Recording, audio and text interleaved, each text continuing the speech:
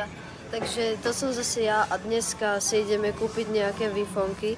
Sme zase v Bile a neviem, kde sú vifonky, ale dať ich nájdeme a potom urobíme taste test. Čaute, takže to som zase ja. Našli sme už regál s vifonkami a ideme si teda nejaké zobrať. Tieto sú hrozne lacné a táto slepačia vyzerá dosť dobre. Čiže tu si zatiaľ odložím tu na cestoviny. Ďalej nejaká rajská omáčka, sírová, ale neviem, čo si mám zobrať. Tu sú aj nejaké takéto vifonky, karikúra, ale neviem, ktorá je najlepšia. Instant noodles, chicken flavor. Neviem, ktorú by si mi odporúčil.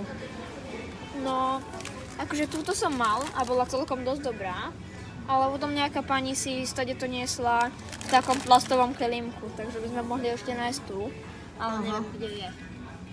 Ale táto je najlacnejšia, tá kleverácka. Aha, a to vyzerá tiež v pohode. Hej, Dobre, tak keď pohľadáme, tak sa ozveme. Ľudia, už sme vybrali nejakých favoritov. Tu je slepačia od Karpatia, ktorú som mal už veľakrát. Tu nejaká paradajková, gulášová a táto, ktorá chutí nášmu broskimu. Ale guláš som mal nedávno, čiže ten ideme vrátiť.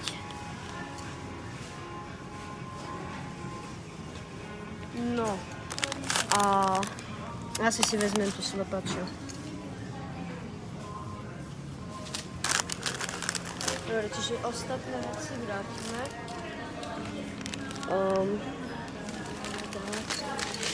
Tak.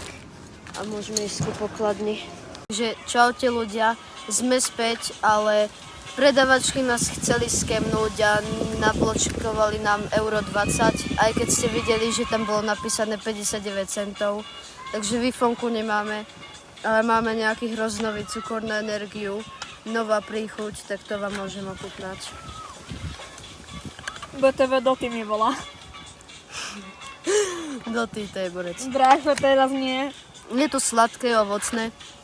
Dávam tomu 9 z 10. Apple juice.